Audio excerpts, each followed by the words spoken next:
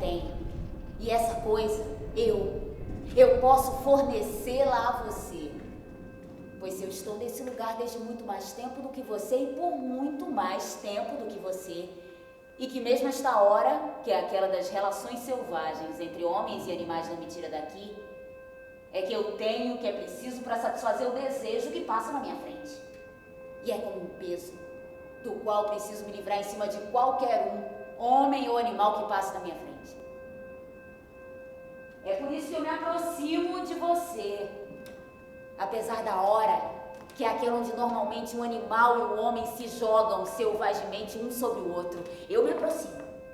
Eu, de você, as mãos abertas e as palmas viradas na sua direção, com a humildade daquele que possui, frente àquele que deseja. E eu vejo o seu desejo, como quem vê uma luz que se acende em uma janela no alto de um prédio na hora do crepúsculo.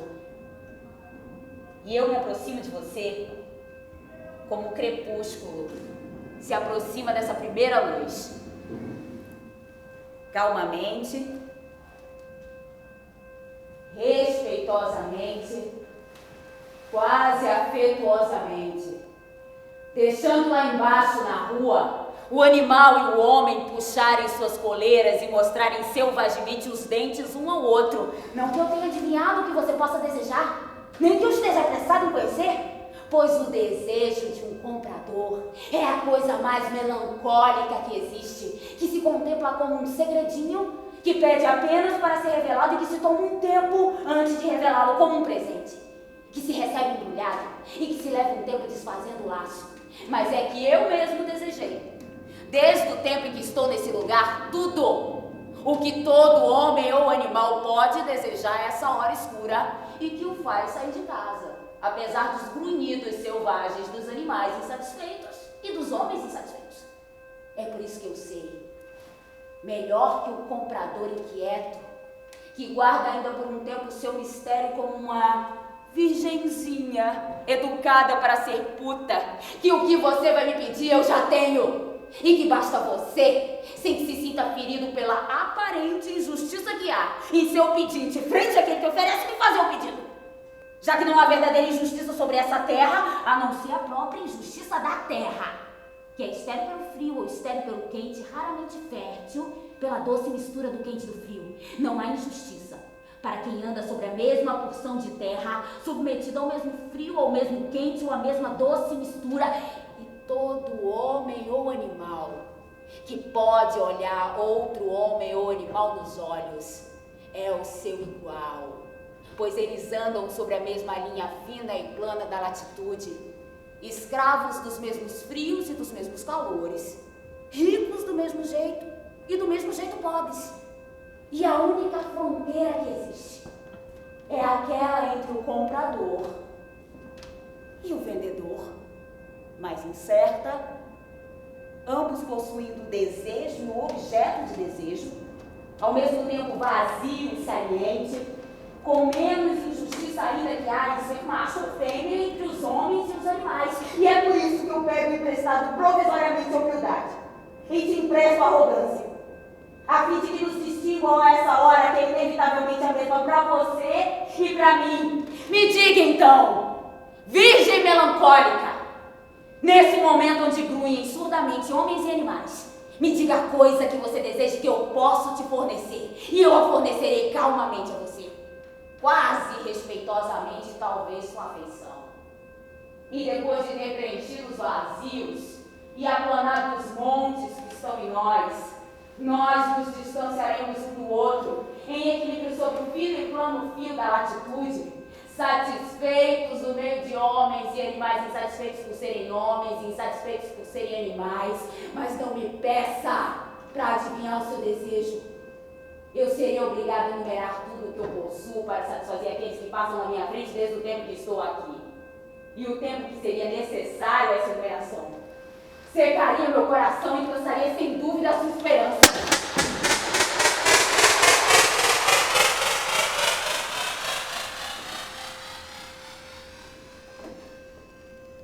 Eu não estou andando em um certo lugar e a uma certa hora. Eu estou andando, só isso. indo de um ponto a outro para negócios privados que se tratam nesses pontos e não em percurso.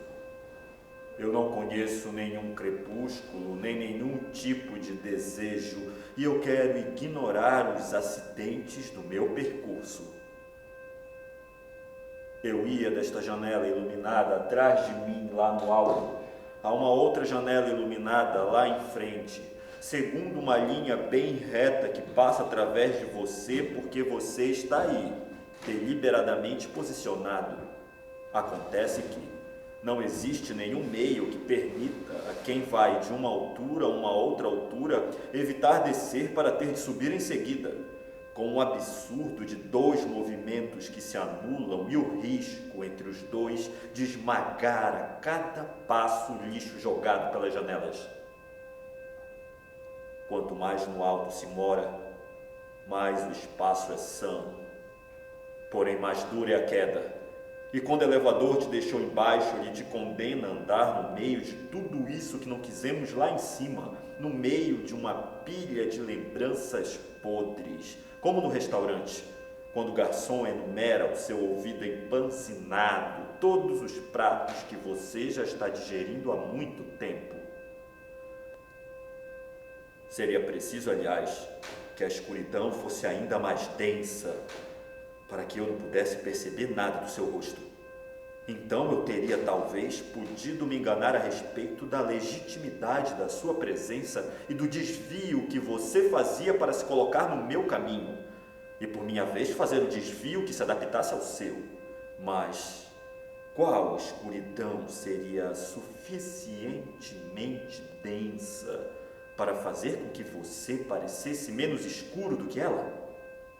Não há noite sem lua que não pareça ser meio-dia se você caminha nela. E esse meio-dia me mostra suficientemente que não foi o acaso dos elevadores que te colocou aqui, mas uma imprescritível força da gravidade que é própria a você, que você carrega visível sobre os ombros como uma mochila e que te prende a esta hora, neste lugar onde você avalia, suspirando a altura dos prédios.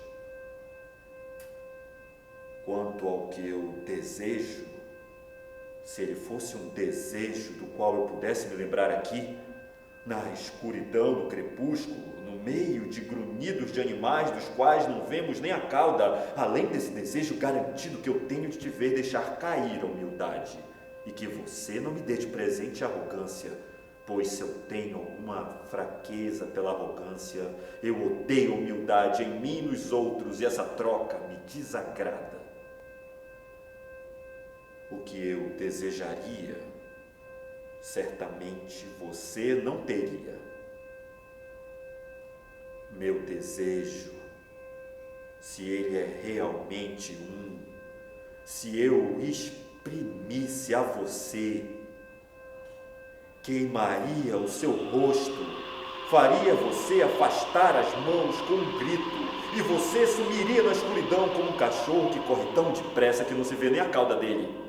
Mas não, a perturbação desta hora e deste lugar me faz esquecer se eu já tive algum dia algum desejo do qual eu pudesse me lembrar. Não, eu não tenho mais oferta de fazer, e vai ser preciso que você faça um desvio para que eu não tenha o que fazer, que você se desloque do eixo que eu seguia, que você se anule, porque essa luz lá no alto do prédio do qual se aproxima a escuridão, continua imperturbavelmente brilhando. Ela fura essa escuridão, como um fósforo aceso fura o pano que pretende asfixiá-lo. Você tem razão em pensar que eu não estou descendo de nenhum lugar e que eu não tenho nenhuma intenção em subir. Mas você se enganaria se acreditasse que eu sofro por isso. Eu evito os elevadores como um cachorro evita água. Não que eles se recusem a me abrir a porta, nem que eu tenha horror a me fechar neles, mas é que os elevadores em movimento me fazem cócegas. E eu perco ali a minha dignidade. E se eu gosto de sentir cócegas, eu gosto de poder não mais senti-las, desde que minha dignidade o exija. Tem elevadores que são como certas drogas. O uso exagerado te deixa flutuando, nunca em cima, nunca embaixo, tomando linhas curvas por linhas retas e congelando fogo no seu centro. No entanto, desde o tempo em que eu estou nesse lugar, eu sei reconhecer chamas que de longe, atrás dos vidros, parecem geladas como crepúsculos de inverno, mas das quais basta se aproximar calmamente, talvez com afeição, para se lembrar de que não tem mesmo claridade definitivamente fria. E meu objetivo não é te apagar, mas te abrigar do vento e secar a umidade da hora ao calor dessa chama, pois não importa o que você disser, a linha sobre a qual você andava de reta, talvez que ela fosse, ficou torta quando você percebeu a minha presença. E eu percebi o momento preciso onde você me percebeu, pelo momento preciso onde o seu caminho ficou curvo. E não curvo para te distanciar de mim, mas curvo para vir até mim. Senão nós nunca teríamos nos encontrado, mas você teria se distanciado mais ainda de mim, pois você andaria a velocidade daquele que se desloca de um ponto a outro, e eu não teria nunca te alcançado porque eu me desloco lentamente, tranquilamente, quase imovelmente. Com o passo de quem não está indo de um ponto a outro, mas de quem, em um lugar invariável, espreita aquele que passa e espera que ele modifique ligeiramente o seu percurso. E se eu digo que você fez uma curva, sem dúvida você vai afirmar que foi um desvio para me evitar. E eu afirmarei em resposta que foi um movimento para se aproximar, sem dúvida. É porque no final das contas você não desviou. Que toda a linha reta apenas existe relativamente a um plano, que nós nos movemos segundo dois planos distintos e que, partindo de absoluta que era, a linha sobre a qual você se deslocava ficou relativa e complexa. Nem reta, nem curva, mas fatal. Entretanto, eu não tenho para te agradar desejos ilícitos.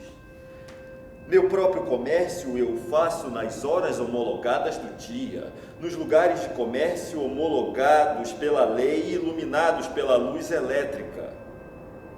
Talvez eu seja puta, mas se eu sou, meu bordel não é deste mundo. Ele se expõe o meu à luz legal e fecha suas portas à noite, timbrado pela lei e iluminado pela luz elétrica, pois mesmo a luz do sol não é confiável e tem complacências. O que você espera, você, de um homem que não dá um passo que não seja homologado e timbrado e legal e inundado de luz elétrica nos lugares mais insignificantes e escondidos?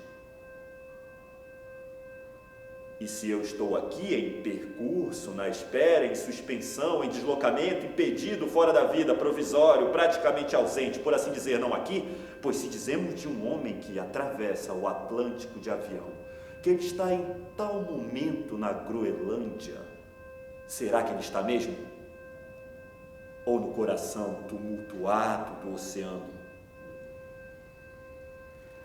E se eu fiz um desvio, se bem que minha linha reta do ponto de onde eu venho ao ponto para onde eu vou não tenha motivo nenhum de ser entortada de repente, é que você está me barrando o caminho, cheio de intenções ilícitas e de presunções em relação a mim de intenções ilícitas. Ora, saiba que o que mais me repugna no mundo, mais que a intenção ilícita, mais que a própria atividade ilícita, é o olhar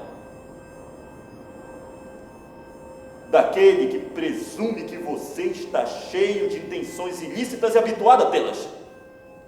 Não somente por causa do próprio olhar, suspeito, entretanto, ao ponto de tornar suspeita uma torrente de montanha, e o seu olhar faria subir de novo a lama do fundo de um copo d'água. Mas porque, unicamente pelo peso desse olhar sobre mim, a virgindade que está em mim sente-se subitamente violada, a inocência culpada e a linha reta suposta de me levar de um ponto luminoso a outro ponto luminoso, por sua causa tornou-se curva e labirinto obscuro no obscuro território onde eu me perdi. Você faz o possível para enfiar um espinho sob a sela do meu cavalo para que ele se irrite e dispare. Mas se meu cavalo é nervoso e às vezes indócil, eu mantenho com rédea curta, ele não dispara tão facilmente. Um não é uma lâmina, ele sabe a espessura do seu couro e pode se adaptar à coceira. No entanto, quem conhece completamente os humores dos cavalos? Às vezes, eles suportam uma agulha no seu dorso. Às vezes uma poeira que fica no arreio pode fazê-los empinar, girar sobre eles mesmos e derrubar o cavaleiro. Saiba então que se eu falo com você a essa hora, talvez ainda com respeito, não é como você, pela força das coisas, segundo a linguagem que te faz ser reconhecido como aquele que tem medo, um pequeno medo agudo, insano, visível demais, como aquele de uma criança por um possível tapa do seu pai. Eu tenho a linguagem daquele que não se deixa reconhecer, a linguagem desse território e dessa parte do tempo, onde os homens puxam a coleira e os porcos batem a cabeça contra a cerca. Eu mantenho a minha língua como um garanhão, pela rédea, para que ele não se jogue sobre a égua, porque se eu soltasse a rédea, se eu afrouxasse ligeiramente a pressão dos meus dedos e a tração dos meus braços, minhas palavras desmontariam a mim mesmo e se jogariam em direção ao horizonte com a violência de um cavalo árabe que percebe o deserto e que nada mais pode frear. E é por isso que eu tenho, desde a primeira palavra, te tratado com respeito. Desde o primeiro passo que eu dei em sua direção, um passo correto, humilde, respeitoso, sem saber se alguma coisa em você merecia respeito, sem nada conhecer de você que pudesse me fazer saber se a comparação dos nossos dois estados autorizava que eu fosse humilde e você arrogante. Eu deixei para você arrogância, por causa da hora do crepúsculo, na qual nós nos aproximamos um do outro.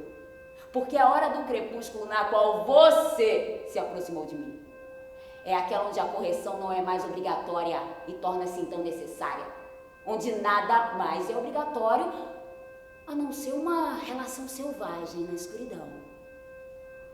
E eu poderia ter caído sobre você como um trapo sobre a chama de uma vela. Eu poderia ter te puxado pela gola da camisa de surpresa. E essa correção necessária, mais gratuita que eu te ofereci, liga você a mim, nem que seja porque eu poderia, por orgulho, andar sobre você, como uma bota esmaga um papel engordurado. Pois eu sabia, por causa desse tamanho, que faz a nossa diferença primeira, e a essa hora e nesse lugar, só o tamanho faz a diferença. Nós sabemos, ambos, quem é a bota e quem o papel engordurado. Se no entanto eu fiz, saiba que eu desejaria não ter olhado para você. O olhar caminha e se coloca e acredita estar em terreno neutro e livre, como uma abelha em um campo de flores, como um focinho de uma vaca dentro do espaço cercado de uma pradaria. Mas o que fazer com o olhar? Olhar em direção ao céu me deixa nostálgico e olhar para o chão me entristece. Lamentar uma coisa e lembrar que nós não a temos são duas coisas igualmente inoportunas. Então é preciso olhar diante de si, à sua altura, qualquer que seja o nível onde o pé está provisoriamente colocado. É por isso que quando eu andava aqui onde eu estava andando há pouco e agora onde eu estou parado, meu olhar deve abater cedo ou tarde em todas as coisas que estivessem paradas ou andando à mesma altura que eu. Acontece que, pela distância e pelas leis da perspectiva, todo homem e todo animal está provisoriamente e aproximadamente à mesma altura que eu. Pode ser de fato que a única diferença que nos resta para nos distinguir, ou a única injustiça, se você prefere, é aquela que faz com que um tenha vagamente medo de um possível tapa do outro. E a única semelhança, ou única justiça, se você prefere, é a ignorância onde estamos, do grau segundo o qual esse medo é compartilhado, do grau de realidade futura desses tapas e do grau respectivo de sua violência. Assim, Não fazemos nada mais que reproduzir a relação comum de homens e animais entre eles nas horas e nos lugares ilícitos e tenebrosos, que nem a lei nem a eletricidade invadiram. É por isso que, por ódio aos animais e por ódio aos homens, eu prefiro a lei e eu prefiro a luz elétrica. Eu tenho razão em acreditar que toda a luz natural, todo o ar não filtrado e a temperatura das estações não corrigida faz o mundo ficar arriscado, pois não há paz nem direito nos elementos naturais. Não há comércio no comércio ilícito, apenas a ameaça, a fuga e o golpe. Sem objetos para vender, sem objetos para comprar, sem moeda válida, sem escala de preços, trevas! Trevas dos homens que se abordam na noite. E se você me abordou, é porque na verdade você quer me bater. E se eu te perguntasse por que você quer me bater, você me responderia: eu sei que é por uma razão secreta sua, que não é necessário, sem dúvida, que eu a conheça. Então, eu não vou te perguntar nada. Por acaso a gente pergunta a uma telha que cai do teto e que vai quebrar sua cabeça? A gente é uma abelha que pousou sobre a flor ruína. O focinho de uma vaca que quis pastar do outro lado da cerca elétrica.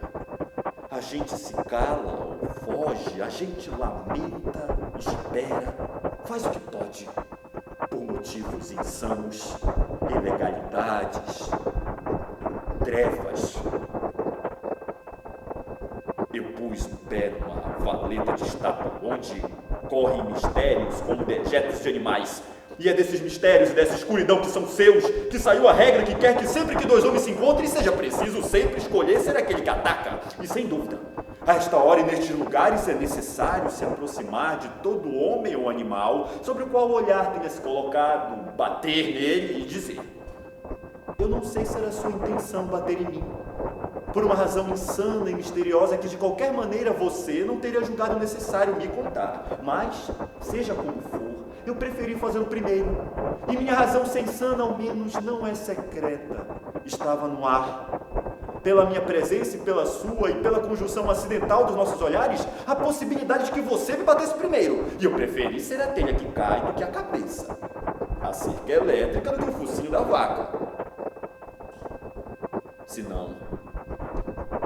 Se fosse verdade que nós somos, você, o vendedor com a posse de mercadorias tão misteriosas que você se recusa em revelá-las e que eu não tenho nenhum meio de adivinhá-las.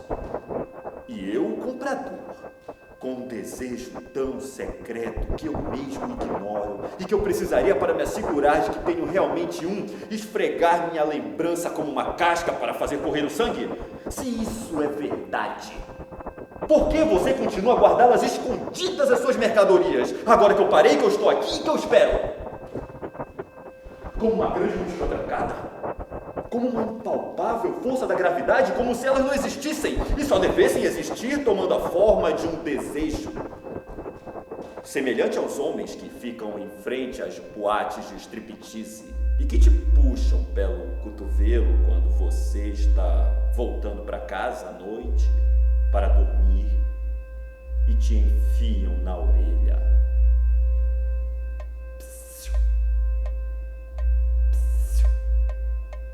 Ela está aqui, esta noite. Ao passo que, se você as mostrasse para mim, se você desse o nome às suas ofertas, coisas lícitas ou ilícitas, mas no mínimo julgáveis, se você as nomeasse, eu saberia dizer não.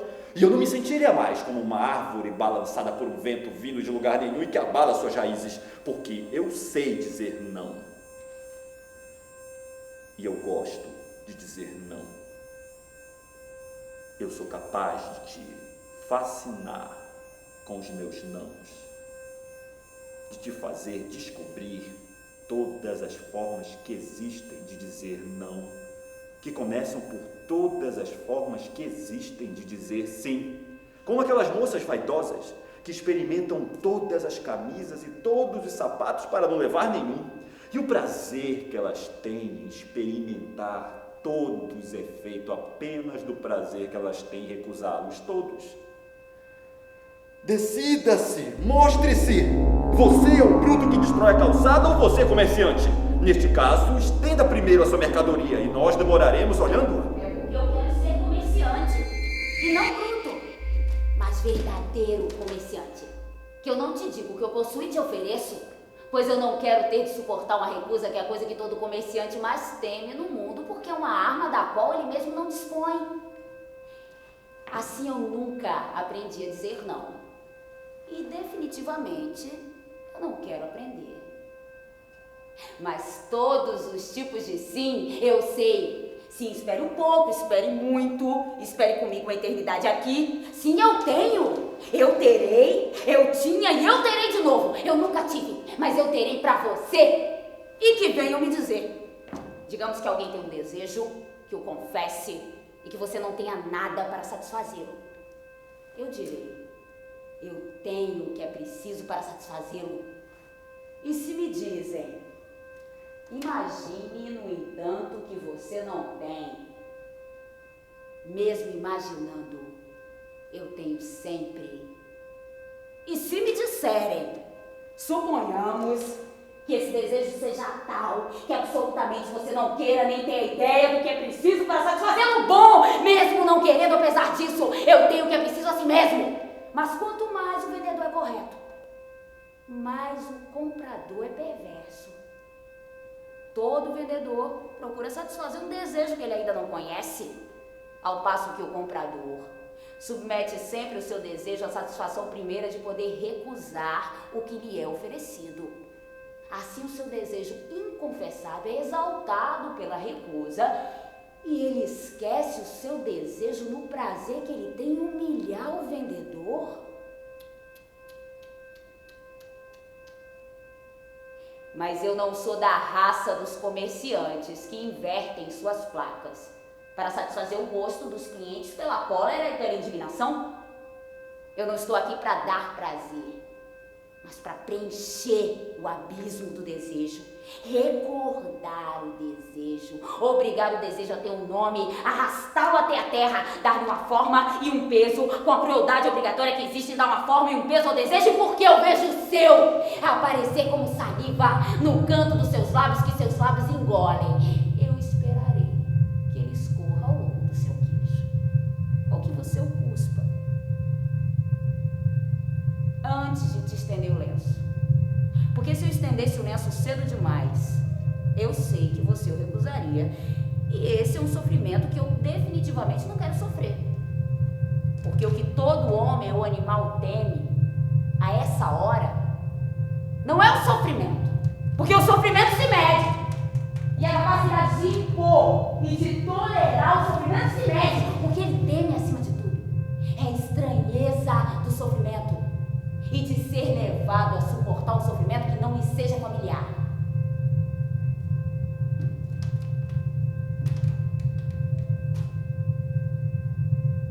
Assim, a distância que se manterá sempre entre os brutos e as senhoritas que povoam o mundo vem não da avaliação respectiva das forças, porque então o mundo se dividiria muito simplesmente entre brutos e senhoritas, todo bruto se jogaria sobre cada senhorita e o mundo seria simples. Mas o que mantém e manterá ainda por eternidades os brutos à distância das senhoritas é o mistério infinito e a infinita estranheza das armas, como essas pequenas bombas que elas carregam em suas bolsas de mão, cujo líquido elas jogam nos olhos dos brutos para fazê-los chorar. E vê-se bruscamente os brutos chorando na frente das senhoritas. Toda a dignidade destruída, nem homem, nem animal, tornando-se nada, nada além de lágrimas de vergonha na terra de um campo. E é por isso que brutos e senhoritas se temem e desconfiam tanto uns dos outros. Porque só impomos os sofrimentos que nós mesmos somos capazes de suportar. E só tememos os sofrimentos que nós mesmos não somos capazes de impor.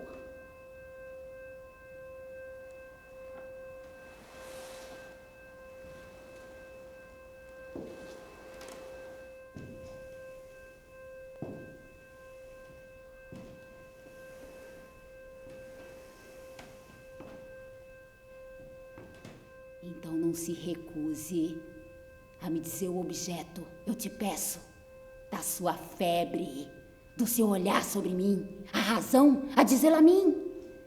E se trata-se absolutamente de não ferir a sua dignidade, bom, diga como dizemos a uma árvore, ou perante o muro de uma prisão, ou na solidão de um campo de algodão onde se anda nu à noite, a dizê-la a mim sem nem me olhar. Pois a verdadeira, a única crueldade desta hora do crepúsculo, na qual nós nos aproximamos um do outro, não é que um homem fere o outro, ou mutile, ou torture, ou lhe arranque as extremidades e a cabeça mesmo façam chorar.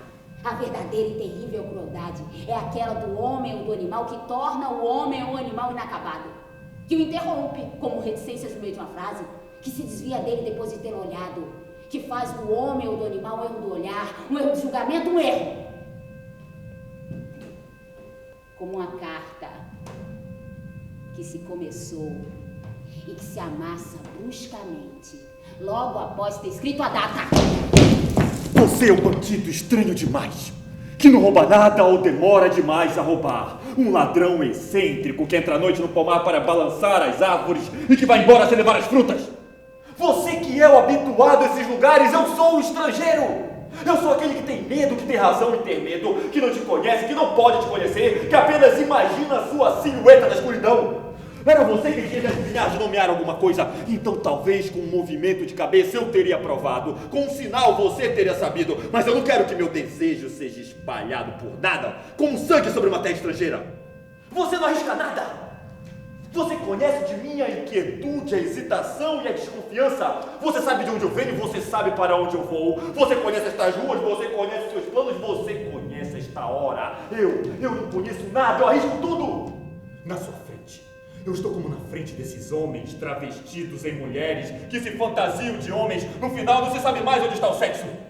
Porque sua mão se pôs sobre mim como aquela do bandido sobre sua vítima, ou como aquela da lei sobre o bandido. E desde quando eu sofro, ignorante da minha fatalidade, ignorante se sou julgado ou cúmplice, eu sofro por não saber qual ferida você me faz e por onde escorre meu sangue. Talvez você não seja nada estranho, mas astucioso.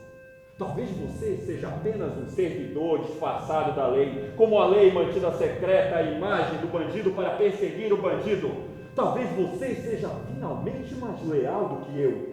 E então por nada, por acidente, sem que eu nada tenha dito nem nada desejado, porque aqui eu não sabia quem você é, porque aqui eu sou um estrangeiro, que não conhece a língua nem os costumes, nem o que é certo ou errado, mal ou conveniente, e que age como deslumbrado, perdido. É como se eu tivesse te pedido alguma coisa. É como se eu tivesse te pedido a pior coisa possível e fosse culpado por ter pedido. Um desejo como sangue aos seus pés escorreu fora de mim. Um desejo que eu não conheço nem reconheço. Que você é o único a conhecer e que você julga. Se é assim, se você se esforça com empenho suspeito do traidor em me acuar, agir com ou contra você para que em todos os casos eu seja o culpado, se é isso, reconheça ao menos que eu ainda não agi nem por nem contra você, que não há nada ainda a me criticar e que eu me conservei honesto até esse instante. Testemunhe que eu não tive prazer na escuridão onde você me parou, que eu apenas parei aqui porque você colocou a mão em cima de mim. Testemunhe que eu chamei a luz, que eu não me introduzi na escuridão como um ladrão por minha própria vontade, com intenções ilícitas, mas que aqui eu fui surpreendido e gritei, como uma criança na sua cama, cuja lâmpada que fica acesa a noite inteira se apaga de repente. Se você acredita que eu esteja animado por intenções de violência com relação a você, e talvez você tenha razão. Não dê cedo demais nem gênero, nem nome a essa violência. Você nasceu com o pensamento de que o sexo de um homem se esconde num lugar preciso e que ele fica lá. E você guarda cautelosamente esse pensamento. Entretanto, eu sei, apesar de nascido da mesma maneira que você, que o sexo de um homem, com o tempo que ele passa esperando, esquecendo, ficando sentado na solidão, se movimenta calmamente de um lugar a outro, nunca escondido num lugar preciso, mas visível lá, onde não procuram. E que nenhum sexo, passado o tempo em que o homem aprendeu a se sentar e a descansar tranquilamente na sua solidão, se parece com nenhum outro sexo. Não mais que o sexo macho se parece com o sexo fêmeo, que não se trata de disfarce de uma coisa como essas, mas uma doce hesitação das coisas, como as estações intermediárias, que não são nem verão disfarçado de inverno, nem inverno de verão.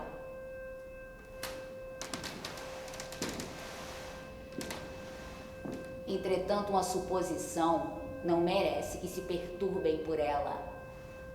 É preciso manter sua imaginação como sua pequena noiva. Se é bom vê-la vagabundear, é estúpido deixá-la perder o senso das conveniências. Eu não sou astucioso, mas curioso. Eu tinha posto a minha mão no seu braço por pura curiosidade, para saber se há uma carne que tem a aparência daquela de uma galinha depenada, corresponde o calor da galinha viva ou o frio da galinha morta. E agora eu sei. Você sofre, seja dito sem te ofender, do frio, como uma galinha viva depenada pela metade, como uma galinha acometida no senso estrito do termo de uma doença que faz cair as penas. E quando eu era pequeno, eu corria atrás delas do galinheiro para colocar a mão nelas e descobrir, por curiosidade pura, se a sua temperatura era aquela da morte ou da vida. E hoje que eu te toquei, eu senti em você o frio da morte, mas eu senti também o sofrimento do frio, como só um ser vivo pode sofrer. E é por isso que eu te emprestei o meu casaco para cobrir os seus ombros, já que eu não sofro, eu do frio, e eu nunca sofri disso. Ao ponto em que eu sofri por não conhecer esse sofrimento, ao ponto em que o único sonho que eu tinha quando eu era pequeno, desses sonhos que não são objetivos, mas prisões suplementares, que são o momento onde a criança percebe as barreiras de sua primeira prisão, como aqueles que são filhos de escravos e sonham que são filhos de patrões. O meu sonho era conhecer a neve e o gelo, conhecer o frio que é o seu sofrimento. E se eu te emprestei o meu casaco apenas, não é que eu não saiba que você sofre do frio não apenas no alto do seu corpo, mas seja dito sem te ofender, do alto até embaixo e talvez mesmo um pouco além. E no que me diz respeito, seria sempre preciso ceder ao friorento a peça de roupa correspondente ao lugar onde ele sente frio, com o risco de o encontrar nu de alto a baixo e talvez mesmo um pouco além. Mas a minha mãe, que não era nem um pouco avarenta, mas dotada de senso das conveniências, me disse que se era válido emprestar sua camisa ou seu casaco ou qualquer coisa que cubra o alto do corpo, é preciso hesitar longamente a dar seus sapatos e que em nenhum caso é conveniente ceder as suas calças. Acontece que da mesma forma que eu sei, sem explicar, mas com certeza absoluta, que a terra sobre a qual nós estamos colocados, você, eu e os outros, está ela mesma colocada em equilíbrio sobre o chifre de um touro e mantida nessa posição pela mão da providência, eu me esforço sem saber porquê, mas sem hesitação, em ficar no limite do que é conveniente. Evitando o inconveniente como uma criança deve evitar se pendurar na beira do telhado antes mesmo de conhecer a lei da queda dos corpos. E da mesma forma que a criança acredita que a proíbem de se pendurar no telhado para impedi-la de voar, eu acreditei muito tempo que proibiam o menino de ceder suas calças para impedi-lo de conhecer o entusiasmo e a melancolia dos seus sentimentos.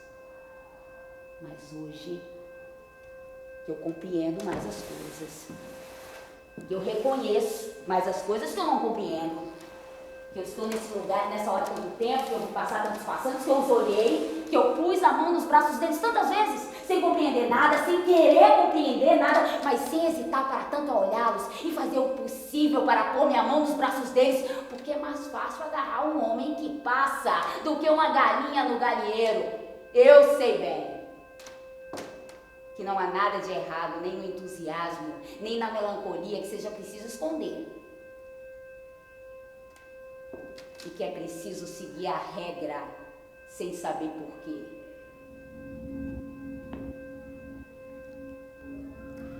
Além do mais, seja dito sem te ofender, eu esperava ao cobrir os seus ombros com meu casaco, tornar sua aparência mais familiar aos meus olhos. Estranheza demais pode fazer com que eu fique tímido. E ao ver você vir em minha direção, agora há pouco eu me perguntei: por que um homem não doente Se vestia como uma galinha acometida por uma doença que faz cair as penas e que perde suas penas e continua andando no galinheiro com as penas fixadas sobre ele apesar de sua doença. E eu teria me contentado em coçar minha cabeça e fazer um desvio para te evitar. Se eu não tivesse visto no seu olhar fixado em mim o vislumbre daquele que vai no senso estrito do termo pedir alguma coisa. E esse vislumbre me distraiu da sua roupa ridícula. O que você espera tirar de mim? Todo gesto que eu tomo por um golpe acaba como uma carícia, e é inquietante ser acariciado quando se deveria apanhar. Eu exijo ao menos que você desconfie de mim se você quer que eu fique aqui por mais tempo. Já que por acaso você pretende me vender alguma coisa, por que não duvidar primeiro se eu tenho com o que pagar? Talvez meus bolsos estejam vazios. Teria sido mais honesto se você pedisse primeiro para eu colocar meu dinheiro em cima do balcão, assim como se faz com os clientes duvidosos. Você não me perguntou nada do tipo, que prazer você tira do risco de ser enganado? Eu não vim a este lugar encontrar doçura. A doçura separa, corta em pedaços, ela arranca por partes, retalha as forças como se fosse um cadáver numa sala de medicina. Eu preciso da minha integridade. A hostilidade ao menos me manterá inteiro. Fique com raiva, senão de onde eu vou tirar minha força? Fique com raiva, assim ficaremos mais próximos dos nossos negócios e teremos certeza de que estamos tratando ambos do mesmo negócio. Pois se eu compreendo de onde eu tiro o meu prazer, eu não compreendo de onde você tira o seu. Se eu tivesse por um instante duvidado que você não tivesse o que é preciso para pagar o que veio procurar, eu teria desviado quando você se aproximou de mim. Os comércios comuns exigem dos seus clientes provas de que eles podem pagar, mas as lojas de luxo adivinham, não perguntam nada, nem se rebaixam jamais para verificar o valor do cheque e a conformidade da assinatura. Existem objetos para vender, para comprar, de modo que a questão não se coloca em saber se o comprador será capaz de quitar o valor do cheque nem quanto tempo ele levará para se decidir. Assim eu sou paciente, porque não se ofende um homem que se afasta quando sabemos que ele vai voltar. Não se pode voltar atrás de um insulto, mas pode-se voltar atrás de uma gentileza. E é melhor abusar desta do que usar uma só vez o outro. E é por isso que eu ainda não vou ficar com raiva. Porque eu tenho tempo para não ficar com raiva. Eu tenho tempo para ficar com raiva. E eu ficarei com raiva, talvez, quando todo esse tempo tiver corrido. E se por hipótese eu admitisse que só tinha usado a arrogância sem gosto? Porque você teria pedido para eu usá-la quando você se aproximou de mim com algum objetivo, que eu não adivinho ainda, pois eu não tenho muito talento para adivinhar, e que me retém enquanto isso aqui. Se por hipótese eu te dissesse que o que me retém aqui fosse a incerteza que eu tenho dos seus objetivos e o interesse que eu tenho nisso, na estranheza da hora, na estranheza do lugar e na estranheza do seu avanço em direção a mim, eu teria avançado em direção a você, movido por esse movimento conservado na sua totalidade, de maneira indelével, até que o movimento contrário lhe foi transmitido. Se fosse por inércia que eu tivesse me aproximado de você, levado até embaixo não por vontade própria, mas por essa atração que experimentam os príncipes que vão se misturar à plebe nos albergues, ou a criança que desce escondida até o porão, a atração do objeto minúsculo e solitário pela massa escura, impassível, que está na sombra. Eu teria, medindo tranquilamente a moleza do ritmo do meu sangue, me aproximado de você, com a questão de saber se essa moleza seria excitada ou esgotada completamente. Lentamente, talvez, mas cheio de esperança, sem desejo formulável, pronto a me satisfazer com o que me oferecessem, porque qualquer coisa que me oferecessem teria sido como o suco de um campo estéril durante tempo demais por abandono. Ele não diferencia os grãos quando eles caem sobre o campo. Pronto a me satisfazer com tudo, na estranheza da nossa aproximação. De longe eu teria me aproximado de você, de longe eu teria acreditado que você me olhava então. Eu teria me aproximado, eu teria chegado perto de você, eu teria me aproximado demais, esperando de você coisas demais! Coisas demais! Não que você adivinhasse, pois eu mesmo não sei. Eu mesmo não sei adivinhar, mas eu esperava de você. E o gosto de desejar? E a ideia de um desejo, um objeto, o preço e a satisfação? É uma vergonha esquecer à noite aquilo de que nós nos lembraremos pela manhã. A noite é o momento do esquecimento, da confusão, do desejo tão esquentado que se torna vapor. Entretanto, amanhã o leva como uma grande nuvem acima da cama. E ele será estúpido de não prever à noite a chuva da manhã. Se então, por hipótese, você me dissesse que está num momento desprovido de desejo a exprimir por cansaço, ou por esquecimento, ou por excesso de desejo que leva ao esquecimento, por hipótese de retorno, eu te diria para decididamente não se cansar mais e pegar emprestado aquele de algum outro. Um desejo se rouba, mas não se inventa. Acontece que o casaco de um homem conserva o mesmo calor se vestido por um outro. E um desejo se pega mais facilmente emprestado do que uma roupa. Já que custe o que custar, eu devo vender. E custe o que custar, você precisará comprar bom. Compre para outros além de você. Qualquer desejo que esteja por aí, você pegar, resolverá a questão. Para divertir, por exemplo, e satisfazer quem acorda perto de você de manhã, nos seus lençóis. Uma noivinha que ao acordar desejará alguma coisa que você não tem ainda, que você terá prazer em oferecer a ela e que você ficará feliz em possuir porque você terá comprado de mim. É a sorte dos comerciantes. Que existam tantas pessoas diferentes, tantas vezes ligadas a tantos objetos diferentes, de tantas maneiras diferentes. Pois a memória de uns é substituída pela memória de outros. E a mercadoria que você vai comprar de mim poderá muito bem servir a qualquer outro se, por hipótese, você não tiver utilidade para ela. A regra quer que um homem que encontra o outro acabe sempre lhe dando um tapinha nas costas enquanto fala de mulher. A regra quer que a lembrança da mulher sirva de último recurso aos combatentes cansados. A regra quer isso. A sua regra! Eu não me submeterei a ela! Eu não quero que encontremos a nossa paz na ausência da mulher, na lembrança de uma ausência ou na lembrança de qualquer coisa que seja. As ausências me desagradam e as lembranças também. A comida digerida eu prefiro os pratos dos quais ainda não tocamos. Eu não quero uma paz vinda de qualquer lugar. Eu não quero que encontremos a paz. Mas o olhar do cachorro não contém nada além da suposição de que tudo em volta dele é cachorro com toda certeza.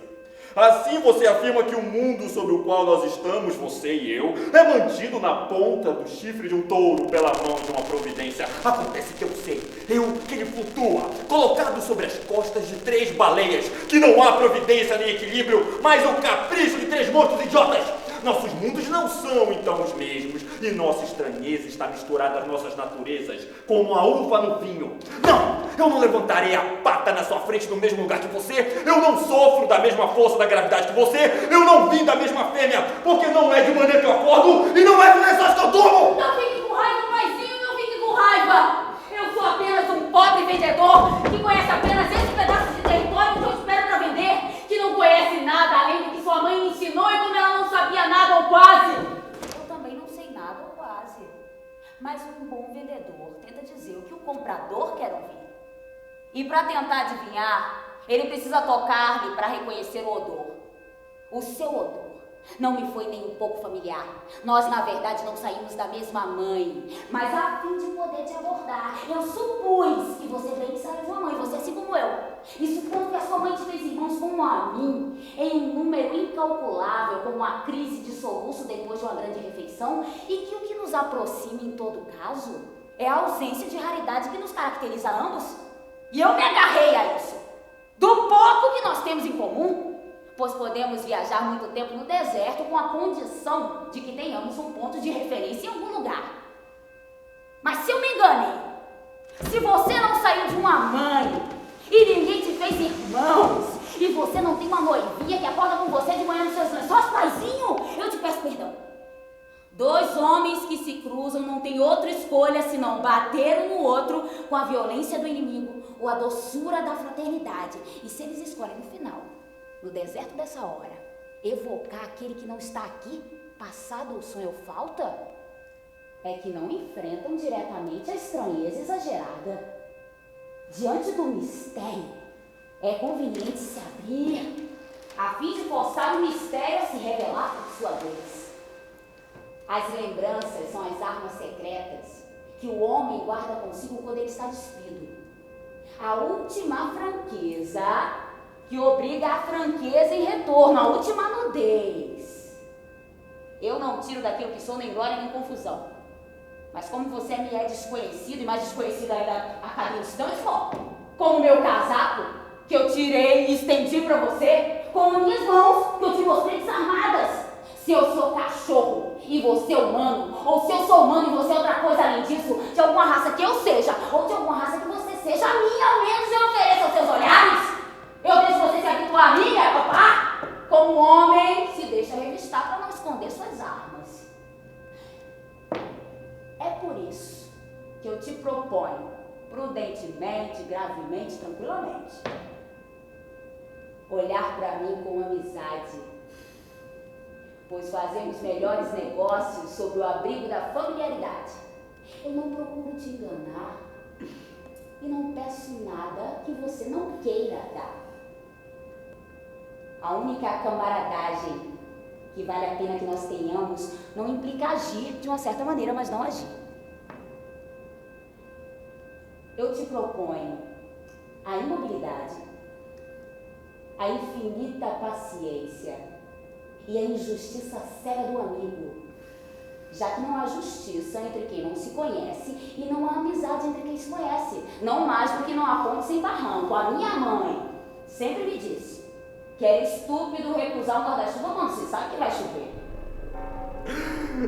Preferia você astucioso a amigável. A amizade é mais pão dura do que a traição.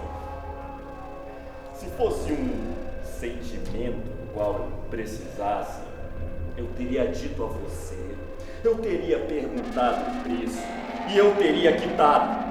Mas os sentimentos se trocam apenas contra os seus semelhantes.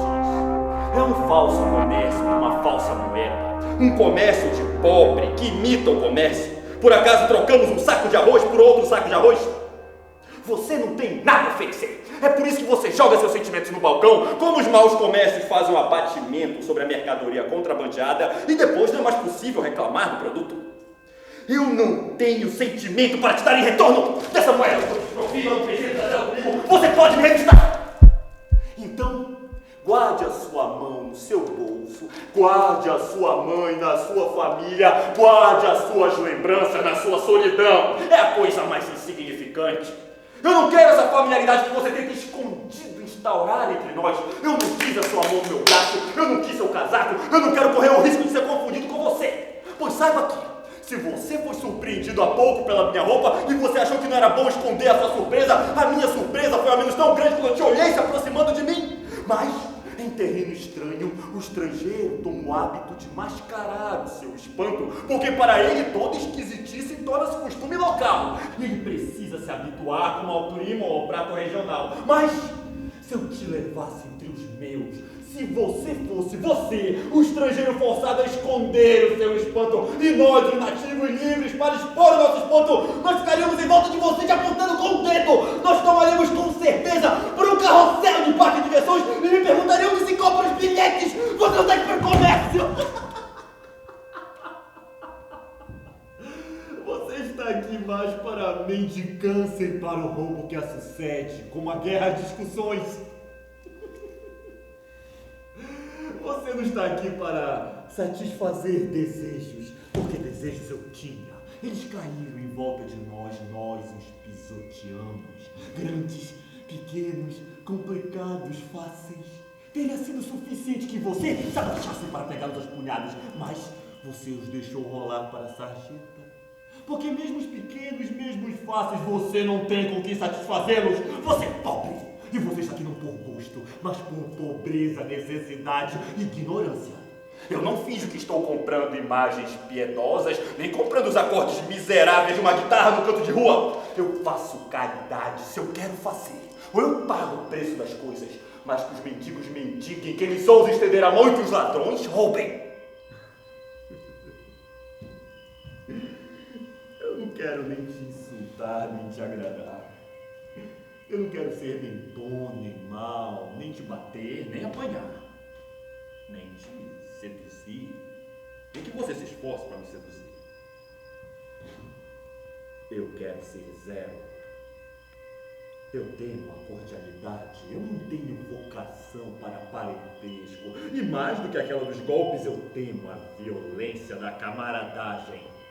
Sejamos dois zeros bem redondos, impenetráveis um ao outro, provisoriamente justapostos e que rolam cada um na sua direção. Aqui, na infinita solidão desta hora e deste lugar, que não são uma hora nem um lugar definíveis, porque não tem razão para que eu te encontre aqui, nem razão para que você cruze por mim aqui, nem razão para a cordialidade, nem valor razoável para nos preceder e que nos dê um sentido. Sejamos simples, solitários e orgulhosos zeros. Mas agora é tarde demais. A conta está cortada e será preciso que ela seja liquidada. É justo roubar de quem não quer ceder e guarda com ciúme nos seus cofres para o seu prazer solitário. Mas é grosseiro roubar quando tudo está para vender e tudo para comprar. E se é conveniente dever a alguém que é um justo prazo combinado, é obsceno dar e obsceno aceitar que te dê gratuitamente. Nós estamos aqui para o comércio, não para a batalha.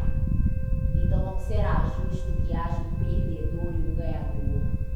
Você não vai partir com os bolsos cheios. Você esquece o cachorro que guarda a rua e que vai te morder o cu. Já que você veio aqui no meio da hostilidade dos homens e dos animais de cólera para não buscar nada alcançável. Já que você quer ser maltratado por não sei que razão obscura, você vai ter, antes de virar as costas, pagar e esvaziar os bolsos para que não se fique devendo nada e nada seja dado. Desconfie do comerciante. O comerciante que é roubado é mais ciumento do que o proprietário que é assaltado. Desconfie do comerciante. O seu discurso tem a aparência do respeito e da doçura, a aparência do amor, a aparência apenas. Então que você perdeu, eu não ganhei. Porque eu posso fuçar minha memória. Eu não ganhei nada, eu não. Eu aceito pagar o preço das coisas, mas eu não pago o vento, a escuridão, nada que está entre nós. Se você perdeu alguma coisa, ou se sua fortuna está mais leve do que ela era antes, depois de ter me encontrado, onde passou o que falta com nós, mostre pra mim. Não, eu não desfrutei de nada. Não, eu não pagarei nada. Se você quer saber o que esteve inscrito na sua fatura e que você vai ter de pagar antes de virar as costas, eu te direi que é a espera e a paciência e a mercadoria que o vendedor cria para o seu cliente e a esperança de vender. A esperança, principalmente, que faz com que todo homem que se aproxima de um homem comprometido no olhar seja de cara um devedor. De toda promessa de venda se deduz a promessa de comprar e a multa a pagar quando se rompe a promessa. Nós não estamos, você e eu, perdidos sozinhos no meio dos campos. Se eu chamasse desse lado, em direção a essa parede lá no alto, em direção ao céu, você veria luzes brilhar e passos se aproximando, socorro! Se é duro odiar sozinho, para muitos isso se torna um prazer. Você teme o grito das mulheres, porque você acha que todo homem achará indigno gritar. Você conta com a dignidade, a vaidade, a mudez dos homens. Eu te dou essa dignidade de presente. Se é mal que você me deseja, eu chamarei, eu gritarei, eu pedirei socorro, eu vou te fazer ouvir todas as maneiras que existem de pedir socorro, porque eu conheço todas. Se não é a desonra da fuga que te impede, por que você não foge? A fuga é um meio sutil de combate. Você é sutil, você deveria fugir. Você é como aquelas senhoras gordas nos salões de chá que se metem entre as mesas entornando as cafeteiras. Você caminha o seu cu atrás de você como um pecado pelo qual você sente remorso e você se vira em todos os sentidos pra fazer crer que o seu cu não existe, mas não vai adiantar nada. Vão te morder o cu assim mesmo. Eu não sou da raça, eu escataco primeiro. Eu peço tempo. Talvez finalmente catarmos uns piolhos ao invés de ficarmos nos mordendo. Eu peço tempo. Eu não quero ser acidentado como um cachorro distraído. Venha comigo, procurando gente pela solidão descansa. Ah, esse casaco que você não pegou quando eu estendi pra você. E agora você vai ter que se abaixar para pegá-lo. Se, no entanto, eu cuspi em alguma coisa, eu fiz sobre generalidades e sobre uma roupa que é apenas uma roupa. E se estava na sua direção, não era para você. E você não tinha nenhum movimento a fazer para se esquivar dos carros. E se você faz um movimento para levá-lo na cara, por gosto, por perversidade ou por cálculo, não impede que seja apenas por um pedaço de pano que eu mostrei com desprezo. E um pedaço de pano não pede conta! Não! Eu não curvarei as costas na sua frente, isso é impossível. Eu não tenho a flexibilidade de um contorcionista de feira. Tem movimentos que o homem não pode fazer, como de lamber o seu próprio cu. Não, eu não pagarei por uma tentação que eu não tive. Não é conveniente para o homem deixar isso dar em sua roupa. Pois se a verdadeira injustiça desse mundo é aquela do acaso do nascimento de um homem, do acaso do lugar e da hora, a única justiça é a sua vestimenta. A roupa de um homem é melhor do que ele mesmo, o que ele tem de mais sagrado, ele mesmo que não sofre. O ponto de equilíbrio onde a justiça compensa a injustiça, e não se pode maltratar esse ponto. É por isso que é preciso julgar o homem pela sua roupa, não pela sua cara, nem pelos seus braços, nem pela sua pele. Se é normal cuspir sobre o nascimento de um homem, é perigoso cuspir sobre a sua rebelião. Bom, eu te ofereço a igualdade. Um casaco na poeira, eu pago um casaco na poeira. Sejamos iguais, na igualdade do orgulho, na igualdade da impotência, igualmente desarmados, sofrendo igualmente do mesmo frio e quente. A sua seminudez, a sua metade de humilhação, eu pago com a metade das minhas. Vai me restar outra metade. É bastante suficiente para ousar ainda se olhar e para esquecer o que perdemos todos os dois, por inadvertência, por risco, por esperança, por distração, por acaso. A mim vai me restar ainda o que persistente devedor já embolsou. Por quê? O que você me pede abstratamente, inalcançavelmente? Por quê? O que você teria pedido a qualquer outro, por que não ter pedido a mim? Desconfie do cliente.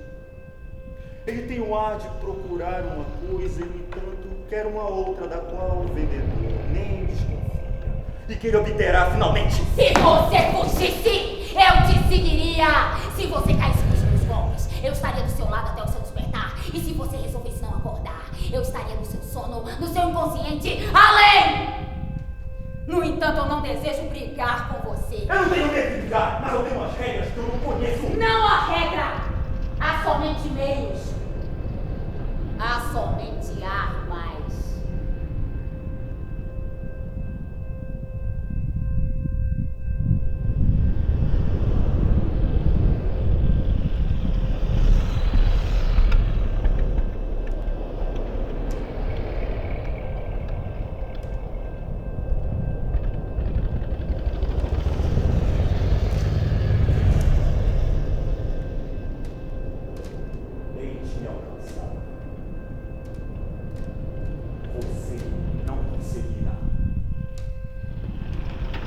Tente-me ferir, ainda que o sangue jorrasse. Bom, seria para os dois lados, e inevitavelmente o sangue nos unirá como dois índios no canto do fogo, que trocam seu sangue no meio de animais selvagens. Não há amor! Não há amor! Não. Você não poderá alcançar nada que já não tenha sido alcançado. Porque o homem morre primeiro, depois procura sua morte e finalmente a encontra por acaso, no trajeto casual de uma luz a uma outra luz. E então ele diz: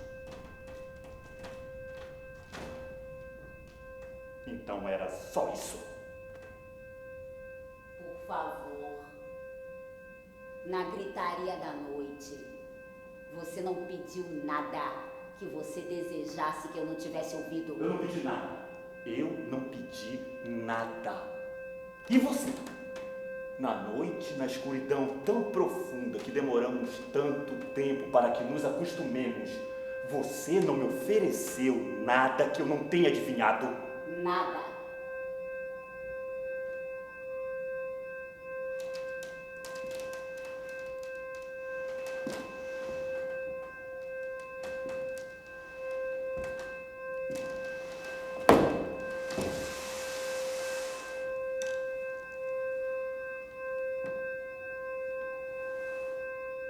Então, qual arma?